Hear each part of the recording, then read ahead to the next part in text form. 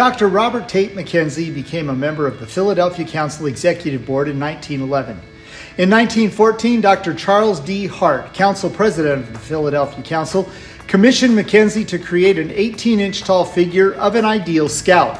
When complete, these bronze sculptures were to be presented to 10 donors who each paid $100 to help defray the cost of making the mold and casting the statues. Each copy was numbered and the name of the person to whom it was given was etched in the base. Among those receiving copies were Sir Robert Baden-Powell, Connie Mack, George D. Porter, and later Charles Lindbergh. On March 10, 1915, at a meeting of the Philadelphia Council, Dr. McKenzie bestowed the original model of the statuette, the 18-inch bronze figure, the graceful wording of his letter of presentation, and it was accompanied by the certificate of copyright registration.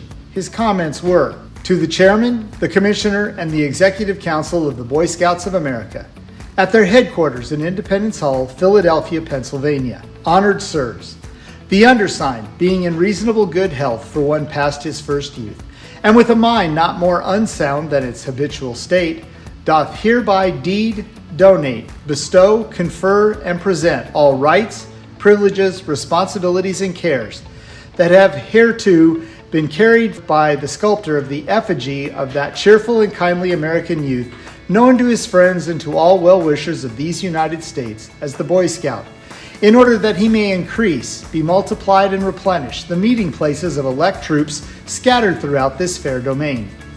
He trusts that his uncovered head may be token to them to reverence, obedience to proper authority, and the well-ordered discipline so necessary to our well-being as a nation, that the hatchet on which his hand rests may serve as a symbol of the truthfulness that characterized him who first sat in the chair of this state in this birthplace of national freedom in America. That he may never unsheath it for grinding purposes, that he may never raise it in the cause of wanton destruction, but always for the defense of the weak and for hewing out new and nobler standards of conduct and progress, that he may apply it unceasingly to the neck of treachery, treason, cowardice, discourtesy, dishonesty, and dirt. In view of this, I herewith transfer, turn over, and give to your keeping this certificate of copyright, being number 48,915, sent to me by Thorwald Solberg, Register of Copyrights of the United States of America, to have and to hold, to use and defend as you may seem to your judgment wise and proper. Signed, sealed, delivered, R. Tait McKenzie. Following World War I, George Porter was asked to donate his copy of the Boy Scout to Marshal Foch, the hero of Verdun, when he visited the United States. Foch took the statue back to France, where it remained for a couple of years before it was returned to Porter. In 1948, his family sold the statue to George Fisher, then the National Scout Commissioner. Prior to the sale to Fisher, the statue was mounted on a wooden base fashioned from a piece of wood from Independence Hall. It was placed on display at the Johnson Museum, the original National Scouting Museum in New Brunswick, New Jersey, for a very short period of time. More about this statue a little later. After the initial castings were completed, Dr. Hart directed that no more of these bronze models were to be cast. Starting in 1917, plaster copies of the 18-inch model were produced and distributed by the National Council. These plaster copies were very fragile, and in 1934, the National Office made arrangements to produce an 8-inch white metal version, and the 18-inch plaster versions were retired. In 1950, a 4-inch model made its first appearance.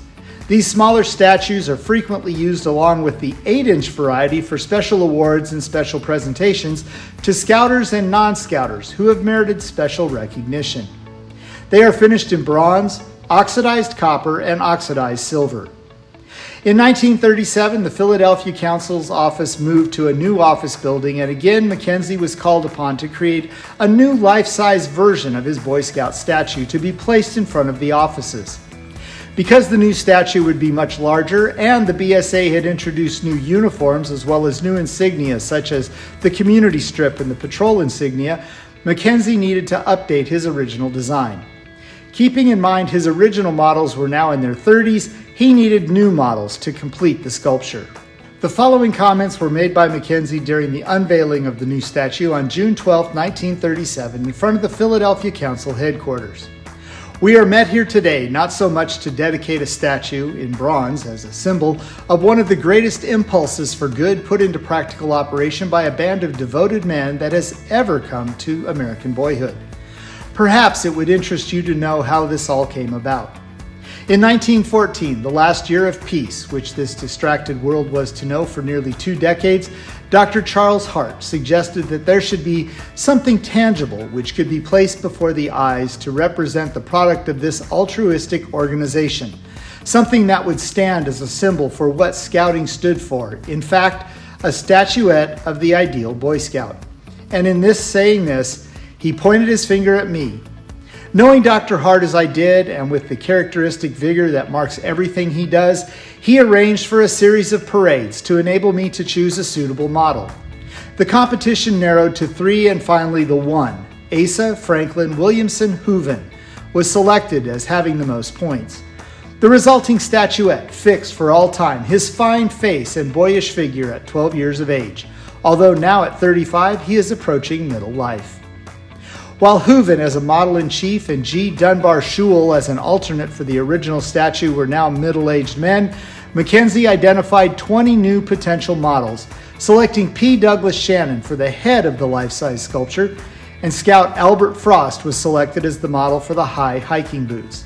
In all, 4 scouts, Shannon, Frost, Joseph Straub, and an unidentified scout, modeled for the final figure. As the sculpture was being completed, it was noted that the axe handle was not a scout axe. McKenzie scraped soft some of the clay in the axe handle to adjust the shape, which left him with some excess clay. He decided to copy a decoration he saw on a Canadian guide's axe handle and added a deer hoof to the end of the axe. When he was told this might be unacceptable, he asked, "Doesn't an artist have some privileges?" In addition to the original casting, which was displayed in front of the Philadelphia Council office until 2013 when it was removed, a duplicate was made and shipped to Ottawa, Illinois to be placed facing the grave of William D. Boyce, the man who incorporated the BSA in February of 1910. While it was always McKenzie's intention to make the life-size statue available to any community that wished to buy one, providing that it was properly erected and suitably landscaped, no more were cast until 1954, when the Philadelphia Scouts and Scouters presented a statue to the national headquarters at New Brunswick, New Jersey, where it remained until it was moved with the national headquarters to Irving, Texas in 1979.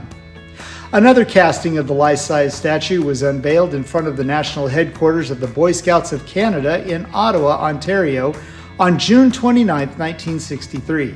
Scouts and Scouters of Philadelphia provided funds for this gift as a token of friendship and goodwill.